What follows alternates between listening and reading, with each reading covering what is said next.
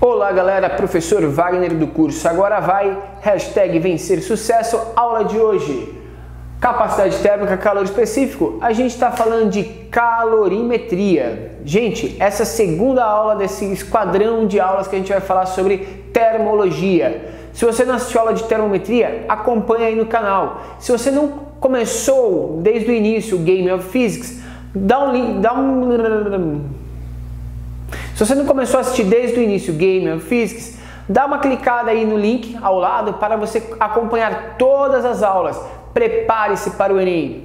Pessoal, na aula de hoje a gente vai falar sobre capacidade térmica e calor específico. O que significa cada um desses termos? Bom, a capacidade térmica é a quantidade de energia necessária para fazer variar a temperatura de um corpo, certo? Já o calor específico, ele também vai medir essa quantidade, só que ele está analisando a quantidade de calor necessária para variar em 1 grau Celsius a temperatura de um corpo, mas não de qualquer massa desse corpo, de 1 grama desse corpo. Então tem uma diferença aí entre capacidade térmica e calor específico, certo? Bom, para a gente conseguir analisar a quantidade de energia, a gente utiliza essa equaçãozinha aqui, ó. A quantidade de calor necessária é igual a massa vezes o calor específico vezes a variação de temperatura. Conhecida aí muito pelos vestibulandos como quimacete, né? Aonde essa quantidade de calor é dada em calorias, que é a quantidade de energia. Certo? O que é caloria, professor? Caloria é a quantidade de calor necessária para aquecer 1 grama de água de 14,5 para 15,5 graus Celsius. Isso nas condições normais de temperatura e pressão. Ok? Bom, e como que eu transformo, professor, caloria para joule? Eu preciso aprender isso, porque é energia, né? Assim, uma caloria, gente, equivale a aproximadamente 4,2 joules, beleza? Mas a maioria dos exercícios, eles trazem pra gente essa referência. Então a gente só precisa trabalhar com esse sistema de transformação. O que a gente tem que ter em mente aqui são medidas de energia, certo? Bom, além do calor específico, que é a medida da quantidade de energia necessária para variar a temperatura de um corpo, eu preciso de uma outra quantidade de calor, que é chamada de quantidade de calor latente.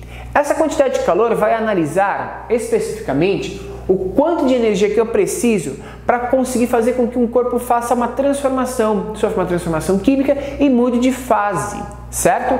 Como que vai mudar de fase, professor? Ué, a gente vai ter as primeiras ligações, a estrutura dele muito bem condensada, a gente vai começar a dar energia para quebrar essas primeiras ligações e fazer com que esse corpo fique mais maleável, certo? Bom, como que a gente faz isso? A quantidade de calor necessária vai depender da massa desse corpo e do calor latente, que é padronizado para cada um desses corpos, certo? Você vai ter que olhar numa tabelinha lá e ver qual a quantidade de calor. Mas olha só que interessante. Vamos pensar na água, por exemplo. Se eu pegar o gelo, a quantidade de calor específica para variar a temperatura do gelo ali enquanto ele é em estado sólido, o calor específico dele é de 0,5 calorias para cada grama de gelo. Pouco, né? Meia caloria por grama. Agora, quando a gente passa para transformação, o calor latente chamado calor latente de fusão, que é o momento em que eu vou transformar esse gelo em água, eu preciso de 80 calorias para cada grama de gelo. É muita energia que eu preciso para conseguir fazer essa transformação de fase, certo? A mesma coisa de água para vapor. Na água, o calor específico da água é 1 caloria por grama grau Celsius. Agora, quando eu vou transformar essa água em vapor, fazer transformação de estado de agregação, o calor necessário é de 540 calorias por grama, é muito mais energia, certo? Gente, em trocas caloríficas, a gente tem que ter em mente o seguinte: nas trocas caloríficas, a quantidade de calor cedida por um corpo é igual à quantidade de calor recebida, de modo que a soma desses dois elementos vai dar sempre zero. Não haverão perdas de calor para o meio externo. A gente está trabalhando com sistemas isolados, de modo então que isso aqui sempre vai dar zero. Se um corpo perdeu uma quantidade de calor, é porque o outro está ganhando essa quantidade de calor. E o calor, ele sempre passa do corpo de maior estado energético para o corpo de menor estado energético, nunca o contrário. Aqui a gente tem uma tabela de mudanças de estado para a gente saber quais são as mudanças de estados que a gente trabalha. Então a gente tem os 3 estados físicos clássicos, que são sólido, líquido e vapor, certo? Quando está passando do sólido para o líquido, eu tenho a fusão. Do líquido para o vapor, eu tenho a vaporização. Do vapor para o líquido, a liquefação. Do líquido para o sólido, a solidificação. E quando eu passo de sólido para vapor ou de vapor para sólido direto, a gente tem um estado chamado de sublimação, certo? Gente, quando a gente fala de vaporização, eu quero que você tome muito cuidado, porque essa vaporização que acontece aqui é um dos estados de vaporização que existe na matéria. Existem outros estados de vaporização que não necessariamente precisa, por exemplo, de chegar em 100 graus Celsius, certo? Como, por exemplo, quando eu estendo roupa no varal. Precisa chegar em 100 graus Celsius para que toda aquela água da roupa evapore? Não. A gente tem uma outra transformação de vaporização. A gente vai ter uma aula específica só para falar sobre isso, beleza? Pessoal, e o clássico gráfico, né, de variação? Quando eu tenho um elemento aqui que é puro, substância pura, ok?